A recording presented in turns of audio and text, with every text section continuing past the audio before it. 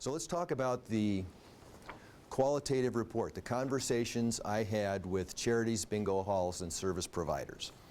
I could spend the whole hour just talking about this one study.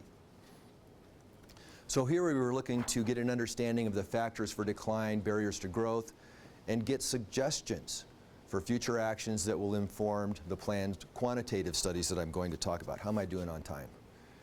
Am I okay? Because I've really got to keep moving. I got plenty of time? I'm on a parking meter out here though, so I got it on my watch.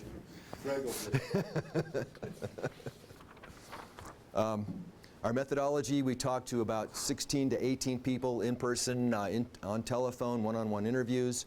We had a very structured interview guide, so when I was talking to you, I was going through my list of questions and taking very good notes about that. The list of interviewees was provided by the Secretary of State's office. And, you know, bingo in Colorado is a tough situation. You know, the economic factors, like I said, increasing costs, lower participation. These are all some of the key things that came out of this and are contributing to the decline. Now, I could take and talk on this slide for an hour, seriously. So let me just take you through the executive summary slide of this study. There were 11 themes that surfaced during this study.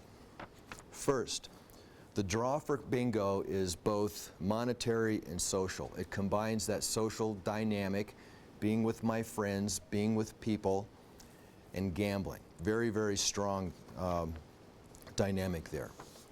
I also found in the qualitative study that some of the perceived competition from other venues might be overstated.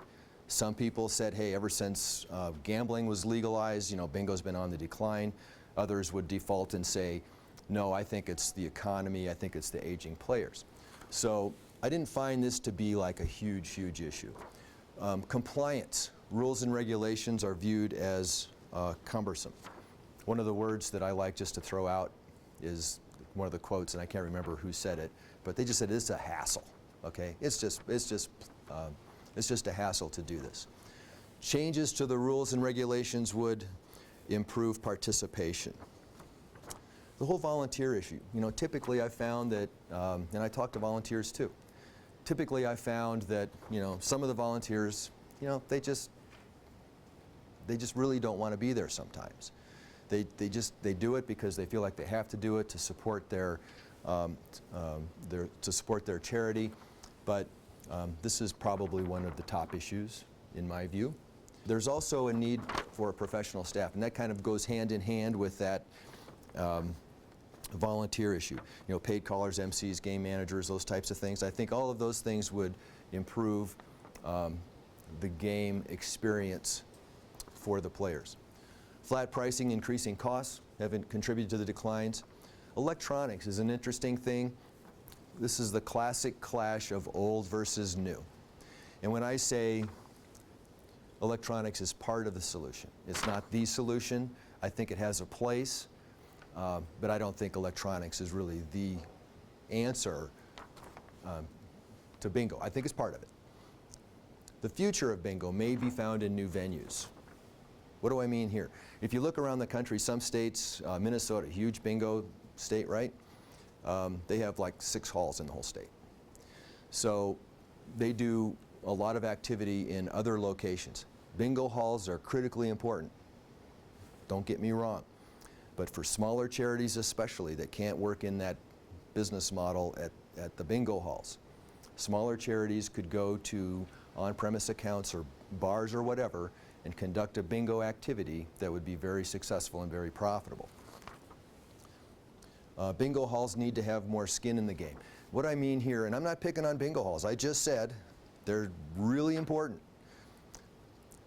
But the rent model has caused some charities to stop doing bingo because there's a fixed expense, and if they don't cover that fixed expense, they lose money. Then they don't do bingo anymore. So this is a suggestion that I've made, and I'm going to talk a little bit more about that in a few minutes.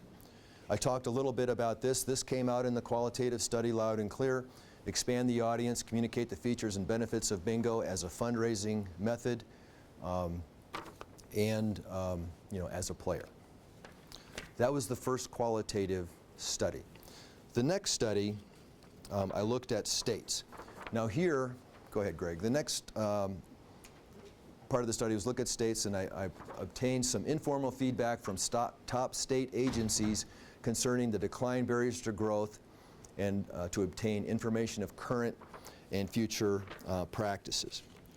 I wanted to see what they were thinking, and this was something that I added in the project later because I wanted to go out and see what else was going on around the country.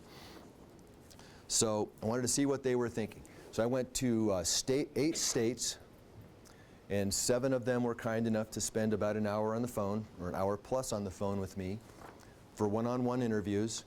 And I got the list of interviewees from the NAFTM annual report, so I went right to the top contact that was in the report, and all of them, with one exception, were very willing to spend a considerable amount of time talking with me and answering my questions. So, this slide, I could talk for an hour on this slide too, but I won't. I found that there's kind of 2 buckets of states out there. The first bucket I would call the enforcers. Okay? We're here to regulate, right? We're here to promote the status quo. We don't want to take any chances. And if you guys have friends or know anybody in these states and I'm wrong, let me know. But when I talked to them, this was the impression that I had. Texas, over 50% of their charitable gaming revenue comes from bingo, biggest in the country in terms of a percent contribution. When I talked to them, he says, yeah, we're a big state and we just do a lot of bingo. He says, what are you doing for the future? Well, we really haven't thought about that, and I'm not picking on them. But a lot of them really didn't have much to offer in terms of where they were going, and they hadn't really thought about what they could do to promote it in the future. The next group I call the Development and Progressive group, and I would put Colorado in this group, obviously. But Michigan's very similar to Colorado. They're trying to turn things around. They're working a lot with suppliers to come up with new ideas and programs.